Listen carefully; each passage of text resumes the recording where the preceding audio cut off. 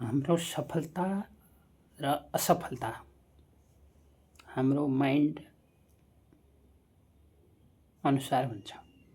हामीले सफलताको mind set गर्यौं भने हामीलाई सफल हुन कसैले रोक्न सक्दैन। तर हामीले माइन्ड सेट दोधारे बनायौं भने हामी असफल हुनबाट पनि कसैले रोक्न सक्दैन। त्यही भएर माइन्ड सेट यस्तो बनाउनुस्, हाम्रो लक्ष्य यस्तो बनाउनुस् कि हामी त्यो गन्तव्यमा पुग्न सकौं। हामीले सफलताको म्याप लिएर अगाडि बढ्यौं भने सफल बन्न सक्छौं। तर सफलताको लक्ष्य लिएर असफलताको गन्तव्यतिर लाग्यौं भने हामी सफल गन्तव्यमा पुग्न सक्दैनौं। हामीसँग बाटो असफलताको छ, सफलताको लक्ष्य लिएर अगाडि बढ्दैछौं भने हामी सफल हुन सक्दैनौं। त्यही भएर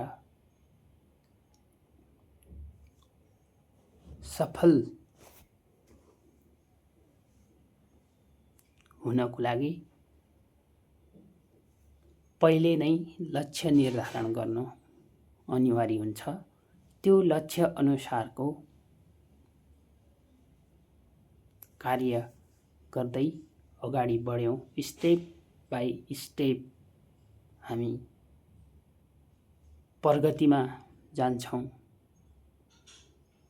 तर लक्ष्य बिनाको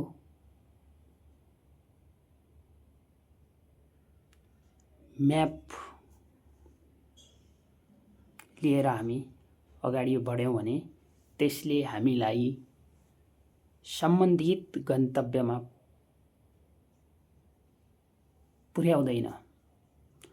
हामीसँग जस्तै हातमा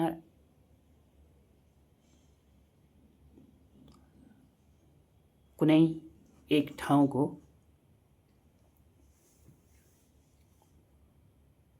नक्सा छ, तर हामीले पुग्नुपर्ने अर्कै ठाउँमा छ भने त्यति बेला हामी रोमलिन्छौं मात्रै। देखाउँछ त्यसले पनि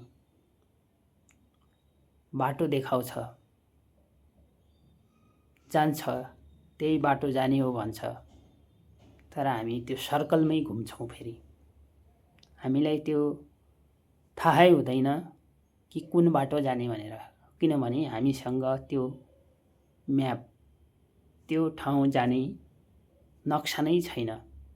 हामीलाई त्यो सर्कलसम्म पुग्ने नक्सा त त्यसले भेटाउँछ, तर त्यो सर्कल पछि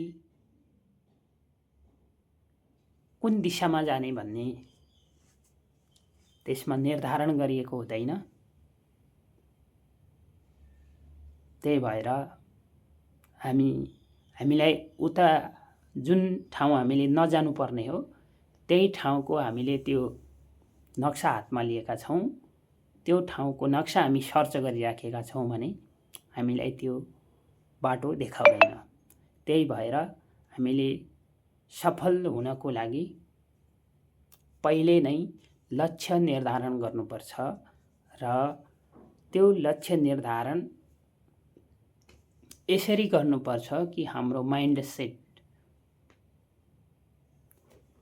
नै बनाएर अगाडि बढ्नुपर्छ। नत्र भने हामी त्यो लक्ष्यसम्म पुग्दैनौं, त्यो लक्ष्य प्राप्त गर्न सक्दैनौं जुन लक्ष्यको लागि हामी अगाडि बढेका हौं। त्यो गन्तव्यमा हामी पुग्दैनौं जुन गन्तव्यको लागि हामी अगाडि बढेका हौं। त्यसैले सफल हुनको लागि सफल लक्ष्यसहित अगाडि बढ्न जरुरी छ।